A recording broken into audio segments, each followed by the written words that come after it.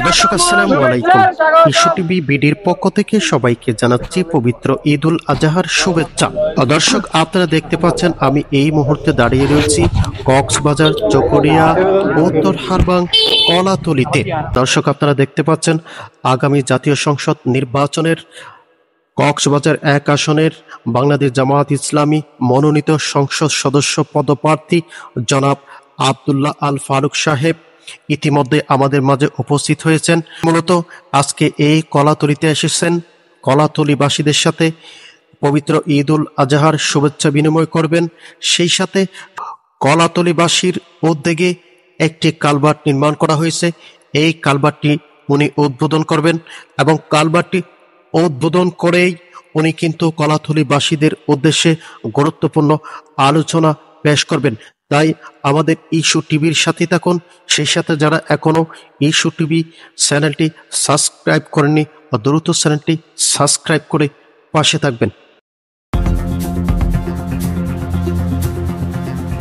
যে আজকে পবিত্র ঈদের দিনে আপনাদের সাথে দেখা সাক্ষাৎ করার সৌভাগ্য আল্লাহ রাব্বুল আলামিন আমাদেরকে দিয়েছেন, এজন্য আল্লাহর শুকরিয়া আদায় করছি। আলহামদুলিল্লাহ। আলহামদুলিল্লাহ।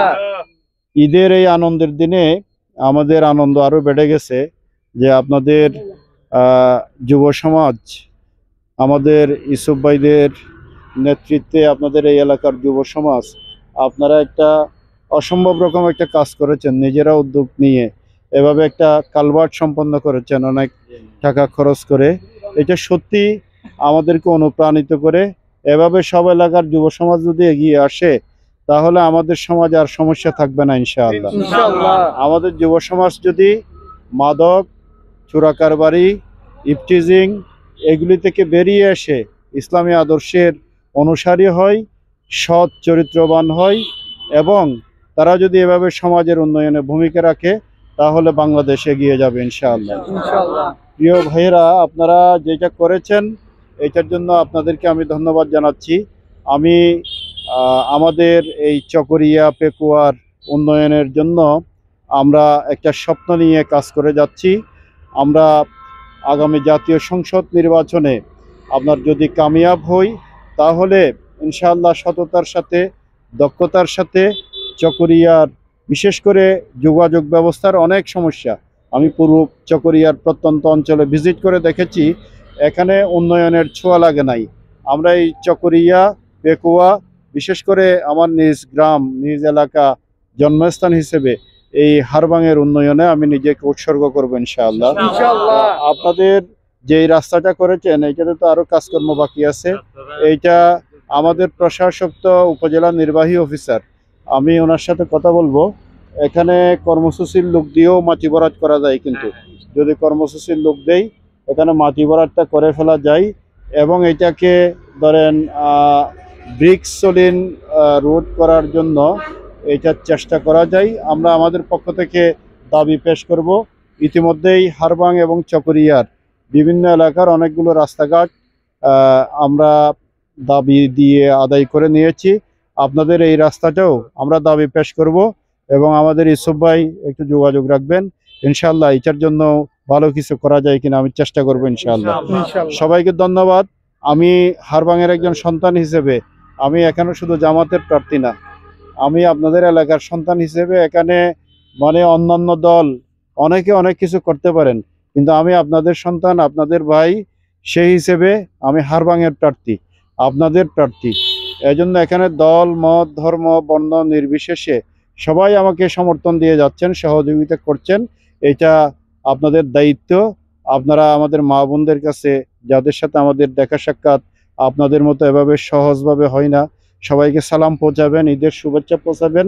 আমরা নির্বাচিত হলে আমাদের মা বোনদের আপনার কর্মসংস্থান সহ নিরাপদে কাজ করার জন্য আমরা ব্যবস্থা করবো ইনশাআল্লাহ। আমাদের বেকার যুব সমাজের আপনার কর্মসংস্থানের জন্য আমরা প্রায়োরিটি দিব।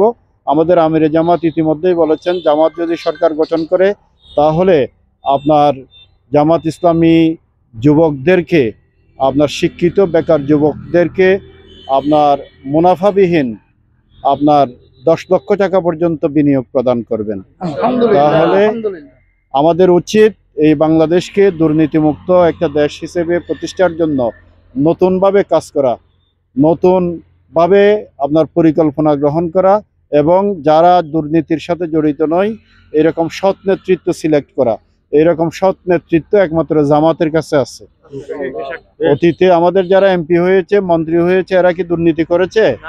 এরা দুর্নীতি করে না। এর মাধ্যমে প্রমাণিত হয় জামাতে অনেক সৎ নেতৃত্ব আসে। একবার আমরা জামাতকে পরীক্ষা করতে দেখতে পারি না? প্রিয় ভাইয়েরা, সবাই আমরা একবার জামাতকে পরীক্ষা করে দেখি। অতীতে অনেক দল দেশ পরিচালনা করেছে, তারা কেউ দুর্নীতির ঊর্ধ্বে ছিল না।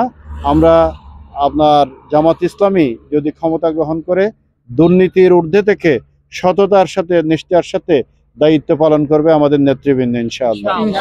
সবাইকে ধন্যবাদ। আমাদের চকরিয়া পেকুয়া যে সম্ভাবনাময় এলাকা, 91 সালে এখানে আমরা বিজয়ী হয়েছিলাম। তখনও যুব সমাজ আমাদেরকে বিজয়ের পিছনে সবচেয়ে বড় ভূমিকা পালন করেছিল। আজকেও চকরিয়া পেকুয়ায় যুব সমাজ জেগে উঠেছে। ইনশাআল্লাহ একটা নতুন কিছু হবে। সবাইকে ধন্যবাদ। আসসালামু আলাইকুম ওয়া রাহমাতুল্লাহ।